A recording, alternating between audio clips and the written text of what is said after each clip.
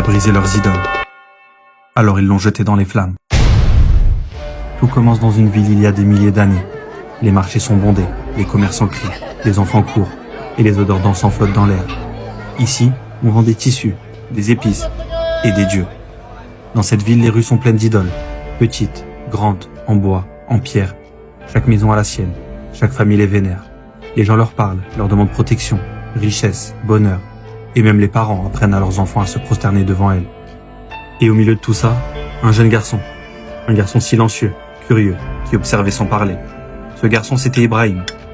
Chaque jour, il regardait son propre père sculpter ses idoles de ses mains. Et chaque jour, il voyait les gens plier les genoux devant elles. Mais plus il regardait, plus il doutait. Et dans son cœur, des questions revenaient sans cesse.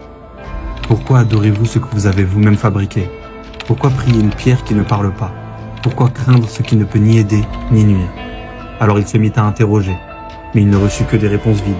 Seulement des traditions répétées. Des mots sans fond, des regards qui fuient. Et plus il écoutait, plus il comprenait. Ces statues n'étaient que des pierres, et n'avaient rien à offrir à ceux qui mettaient leur foi en elles.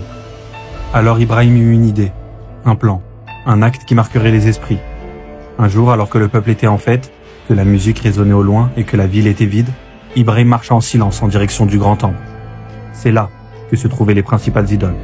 Des dizaines de statues, alignées, imposantes, figées, comme les gardiennes d'un mensonge. Il les regarda, puis sans trembler, il leva la main, et les brisa, l'une après l'autre, jusqu'à la dernière. Sauf une, la plus grande. Il déposa la hache dans ses bras, comme une preuve, comme un message. Le soir même, le peuple revint de la fête, et lorsqu'ils entrèrent dans le temple, leurs cris déchirèrent le silence. Les idoles étaient à terre, brisées, éparpillées en morceaux. La colère monta. Qui avait osé faire ça? Qui avait défié leur Dieu? Alors certains dirent, on connaît un garçon qui parle souvent contre elle, il s'appelle Ibrahim. Ils le convoquèrent et le confrontèrent. Est-ce toi qui as fait cela à nos divinités? Ibrahim les regarda, puis il montra la grande idole et dit simplement, demandez-lui, elle a la hache entre les mains. Ils répondirent, mais tu sais très bien qu'elle ne parle pas. Et Ibrahim dit, alors pourquoi les adorez-vous, si elles ne peuvent ni vous parler, ni vous aider, ni vous nuire? Un silence tomba. Ils comprirent, mais leur orgueil les empêcha d'admettre la vérité. Alors ne pouvant accepter cette preuve, ils décidèrent de le brûler.